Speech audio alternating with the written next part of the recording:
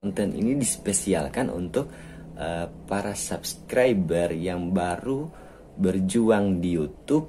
Nah, ini pengalaman aku bakalan share ke kalian. Saya mendapatkan notifikasi bahwasanya saya diterima sebagai program partner YouTube. Transfer di bawah senilai Rp1.000, Rp747. Nah, gaji itu gaji pertama aku di YouTube, guys. Surat cinta dari akun jam 9 pagi aku mendapatkan email kedua untuk memeriksa pembayaran pertama dari gaji aku pertama di YouTube itu, yaitu senilai 2. Oke, assalamualaikum warahmatullahi wabarakatuh.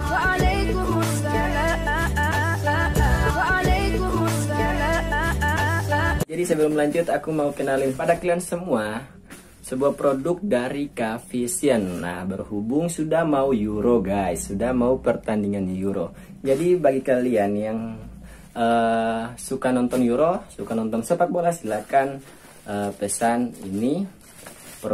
produk dari Kavisian.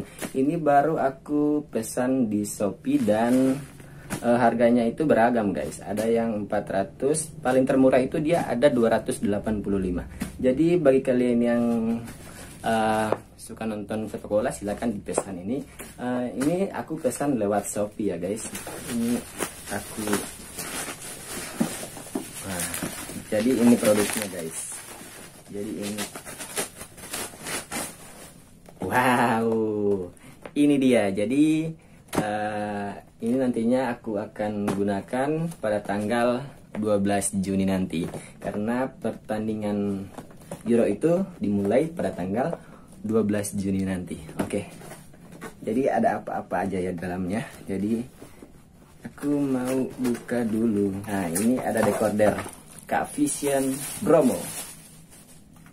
Ini, guys. Ini yang aku pesan. Ini yang aku tunggu-tunggu, guys. Nah, kemudian di sini ada ini adaptornya dan ini remote-nya. Ini remote-nya. Kemudian ini kabel RCA-nya. Pengalaman pertama aku nge-YouTube sampai sekarang. Oke, jadi ini, guys. Jadi pertama kali aku nge-YouTube itu pada tahun 2019. Sudah jelang 1 tahun lebihan, ya, 1 tahun lebih.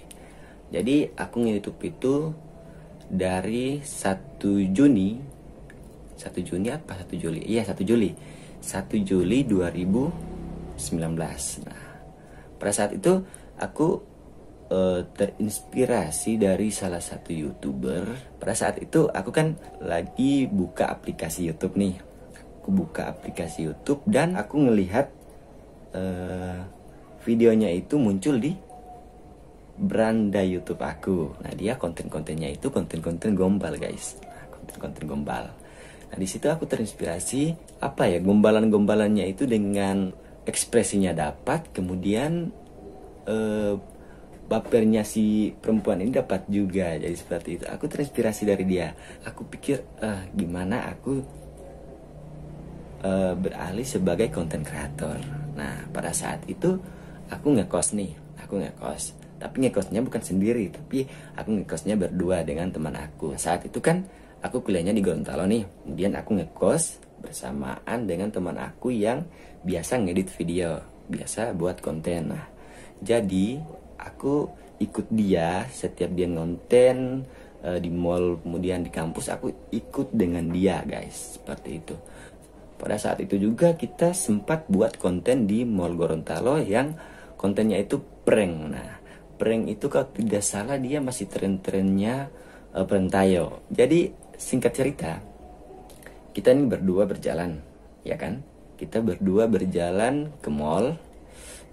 Kemudian sesampainya di mall, kita setting bagaimanapun caranya, kita harus mendapatkan target dengan ekspresinya itu dapat. Seperti itu, guys. Jadi kita jalan di mall, cari-cari target yang lagi duduk santuy. Waktu itu cewek-cewek kalau tidak salah kita dapat lagi duduk santuy, coy. Lagi duduk santuy di salah satu tempat permainan yang ada di Mall Gorontalo. Nah, seperti itu yang ada di Mall Gorontalo. Nah, kemudian aku ini yang pegang kamera, guys. pada saat itu kita masih menggunakan smartphone sebagai alat rekam. Dari situlah aku berpikir gini, daripada aku cuma santuy-santuy di kos, mending gini ya, aku buat channel YouTube. Nah jadi pada saat itu aku membuat channel itu, bikin video. Pertama kali itu aku bikin video di Alfamart ya. Jadi gombalin kasir di Alfamart sih. Jadi seperti itu. Jadi sebelum ini aku cerita ya. Jadi sebelum kita masuk di salah satu minimarket yang ada di daerah, jadi kita harus minta izin ke kasirnya dulu. Kebanyakan kasir itu mengatakan dia tidak mau viral, guys. Dia tidak mau viral, coy. Jadi itulah kenapa konten kreator itu sangat sulit untuk buat vlog di Alfamart. Kita masuk di salah satu minimarket, kemudian kita pergi ke kasir dulu, tanyakan, Mbak, bisa nggak aku belanja di sini tapi sambil ngevlog. Nggak tahu di situ kita niatnya untuk ngombalin dia seperti itu. Jadi seperti itu, guys. Jadi cara kami sebagai konten kreator masuk di salah satu minimarket untuk ngombalin kasirnya seperti itu. Nah, di hari berikutnya aku sambil nonton YouTube, kemudian aku melihat salah satu video yang lagi trending.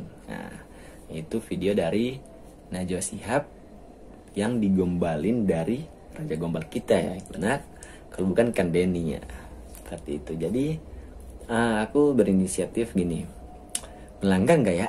Melanggar nggak ya? Sebenarnya sih melanggar. Kalau peraturan YouTube sih melanggar. Cuman nggak tahu kenapa pada saat itu aku berkeinginan untuk mengambil video tersebut. Aku berkeinginan mengambil video tersebut dan aku publikasikan di channel YouTube aku. Aku biarin video itu. Aku lihat juga kan tidak ada pelanggaran hak cipta. Nah, jadi aku biarin video itu. Kemudian di hari berikutnya aku lihat lagi ternyata sudah belasan ribu kali ditonton. Kemudian aku cari konten lagi di Indomaret, di Alfamart, di minimarket. Seiring berjalannya waktu, video aku bertambah sih, bertambah. Nah, sampai di video ke 40 kalau tidak salah pada saat itu. Kemudian aku lihat lagi video dari yang saya upload itu, Najwa Shihab yang digombalin dari Kang Denny, sudah mencapai ratusan ribu kali ditonton. Wow, singkat cerita nih guys, pada saat itu ini kan sudah melewati jam waktu tonton kan, dan pada saat itu juga subscriber aku meningkat. Yang awalnya cuman ada 100 subscriber, di jelang 6 bulan kemudian itu sudah mencapai ribuan subscriber yang datang ke aku ya, yang sudah subscribe ke channel YouTube aku. Beberapa hari kemudian itu saya mendapatkan notifikasi bahwasanya saya diterima sebagai program partner YouTube. Rasa gembira itu sudah lumayan lah, karena sudah diterima sebagai program partner YouTube. Artinya video saya sudah bisa saya hasilkan sebagai uang. Pada tanggal berapa ya kalau tidak salah, tanggal 5 Desember kalau tidak salah, saya mendapatkan notifikasi dari YouTube bahwasanya saya diminta untuk verifikasi alamat. Nah, saya verifikasi alamat sesuai dengan KTP ya, alamat dari nama desa, kelurahan, kemudian kota, provinsi saya sudah isi. Jelang kalau tidak salah jelang seminggu kalau tidak salah, aku mendapatkan notifikasi email dari YouTube juga, yang mana saya dimintakan untuk memberikan nomor rekening saya. Pada saat itu kan belum memiliki rekening nih, belum memiliki ATM. Jadi pada saat itu aku buat dulu ATM dulu. Ketika aku sudah buat ATM ini, kemudian aku verifikasi nih, aku verifikasi ke akun YouTube aku. Nah, setelah aku verifikasi, memberikan nomor rekening aku ke pihak YouTube, kemudian pihak YouTube memberikan email juga bahwasanya mereka sudah memberikan transfer di bawah senilai Rp1.000. Nah, jadi aku pergi ke Bank BRI lagi. Kemudian aku cek mutasi rekening. Nah, dari mutasi rekening ini aku lihat bahwasanya ada yang dikirim dari pihak YouTube senilai 1000, di bawah 1000 rupiah guys. Gaji pertama aku di YouTube guys. Kalau tidak salah itu gaji pertama aku di YouTube 747 rupiah. Nah, kemudian di hari berikutnya aku minta request surat PIN dari Google AdSense. Jadi aku request kembali yang kedua kalinya. Nah, aku request kedua kalinya itu aku nunggunya itu sekitaran 3 mingguan, itu tidak muncul juga. Aku pergi ke kantor pos, kemudian aku tanyakan, Pak, ke kurirnya. Aku tanyakan, Pak, apakah ada kiriman dari Google untuk saya? Kurirnya tanya, surat dalam bentuk apa? Kemudian aku bilang, surat itu kayak PIN, surat kan dari Google AdSense. Baru kemudian bapak kurirnya bilang belum ada. Nah, belum ada. Jadi aku hampir putus asa lah pada saat itu. Tapi ya, aku di sini semangat atau bangkit lagi untuk membuat video-video lagi. Jadi aku sambil edit video, aku upload lagi ke YouTube, dan aku request lagi PIN aku yang ketiga kalinya. Tapi pada saat aku mau request, sudah muncul bahwasanya aku request secara manual, itu artinya dari pihak YouTube langsung yang memverifikasi akun pembayaran aku. Jadi dari pihak YouTube itu sudah memverifikasi alamat pembayaran aku. Jadi seperti itu. Jadi pada saat aku request manual, kemudian sudah diverifikasi dari pihak YouTube kan.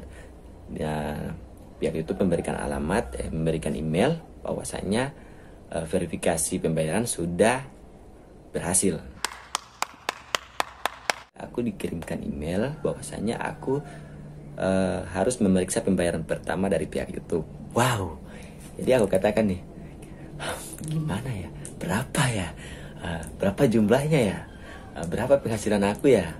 Berapa penghasilan pertama aku ya? Seperti itu. Jadi gembiranya aku langsung ke salah satu briling yang ada di desa aku ya. Di desa aku. Bertepatan juga aku pada saat itu sudah pulang kampung. Jadi aku pergi ke briling yang ada di salah satu desa aku. Kemudian aku memeriksa ATM aku berapa saldonya, seperti itu. Kemudian dari pihak briling juga katakan kalau tidak salah waktu itu saldo aku masih 76.000. Dan aku mengatakan dan aku sempat putus asa sih. Ya sudahlah, aku pergi balik ke rumah pada jam 9 pagi. Jam 7 pagi aku mendapatkan email pertama, memeriksa pembayaran pertama. Kemudian sekitar jam 9 pagi aku mendapatkan email kedua untuk memeriksa pembayaran pertama dari pihak YouTube. Kemudian aku pergi lagi ke briling terdekat yang ada di desaku. Pak, tolong diperiksa lagi berapa saldo aku. Kemudian si pihak brilingnya ambil ATM aku, kemudian diperiksa jumlah dari saldo aku. Ternyata sudah masuk guys. Dan alhamdulillah YouTube benar-benar mengirimkan gaji pertama kita. Jadi gaji pertama aku itu di YouTube ini bukan sekedar pamer, bukan. Ini sekedar memberikan motivasi kepada teman-teman. Jadi gaji aku pertama di YouTube itu yaitu senilai 22.800.000. Jadi itu gaji pertama aku guys. Yang di situ aku beli alat rekam dari uang yang aku hasilkan dari YouTube. Aku belikan alat rekam untuk aku gunakan ketika aku ngonten ya, dan alat edit video. Sisanya dari uang tersebut aku serahkan ke orang tua aku. Jadi seperti itu.